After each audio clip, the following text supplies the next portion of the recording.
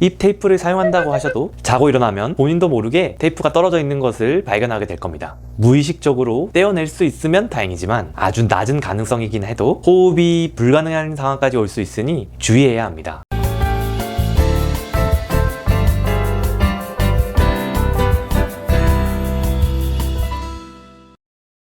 안녕하세요, 찐사TV입니다. 이지숨, 코숨 테이프와 같이 입 벌림 방지 테이프 또는 입 벌림 방지 밴드는 약국이나 인터넷에서 우리가 쉽게 구매할 수 있어서 입을 벌리고 자는 분들이 이 습관을 고치기 위해서 많이들 사용하고 있는데요. 우리가 입으로 숨을 쉬는 구호흡은 얼굴이 길어지는 변형을 일으킬 수 있고 목 건강에도 좋지 않은 것으로 알려져 있어서 많은 어머님들이 아이들에게도 입 벌림 방지 테이프를 붙이는 경우도 있습니다. 이 같은 제품들의 리뷰들을 보면 효과를 보셨다는 분들도 있고 아예 도움이 안 됐다는 분들도 있는데요. 오늘은 입 벌림 방지 테이프를 절대 사용하면 안 되는 경우에 대해서 알아보려고 합니다.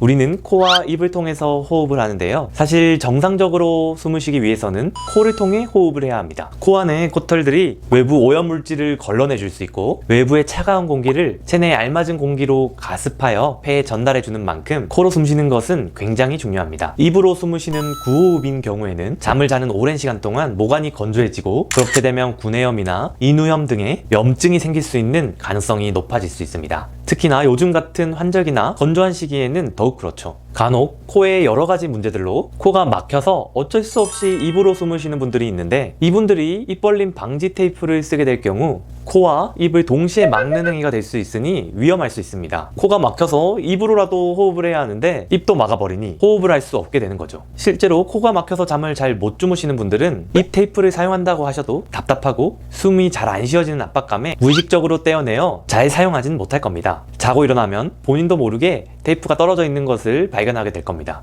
무의식적으로 떼어낼 수 있으면 다행이지만 아주 낮은 가능성이긴 해도 호흡이 불가능한 상황까지 올 수 있으니 주의해야 합니다.